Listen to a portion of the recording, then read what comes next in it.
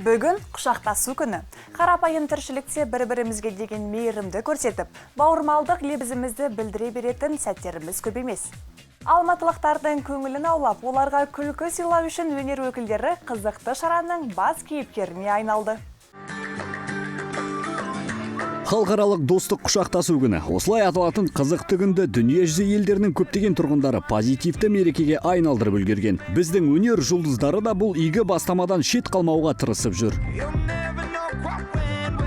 Алматылық тұрғындардың кейбірі үрке қараса да, құшағын ашып тұрған біздің жылы жүзді кейіпкерлерімізге басым көпшілігі еріп сала берді. Қаталдау аязды күні жаурап, өз ойымен әлек болып келе жатқан жандардың құшақтасу операциясынан кейін беттеріне қан жүгіріп, жадырай бастады. Бүгінгі мереке негізі көңілді мереке, маған ұнады.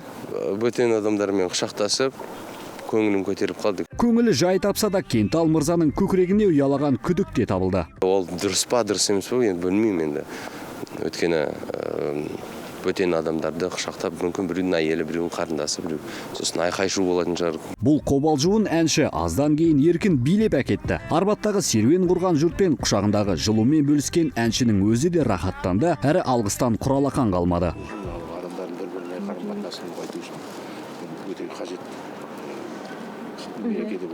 Құшақтасу эстафетасы енді сұлуларда. Санды есімді әнші арудың күлімдеген көздері мен айқара ашқан достық құшағына жігіттер де қыздар да қымсынбай ұмтылды.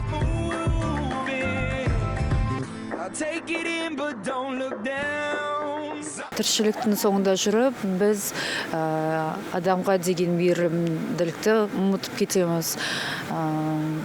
Сондықтан осындай халықаралық құшақтасу күн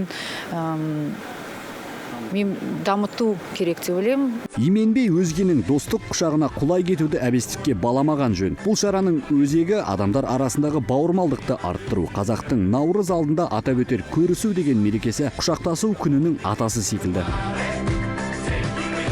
Қамшының сабындай қысқа ғұмырда екі езуіңіз жиылмай, ортаңыздың шуағы болуға асығыңыз. Достық лебізіңіз жүректерге жол тапқаннан артық бақыт жоқ сірә. Серік Ноянбайұлы, Никита Хасанов, Ревю жаңалықтары.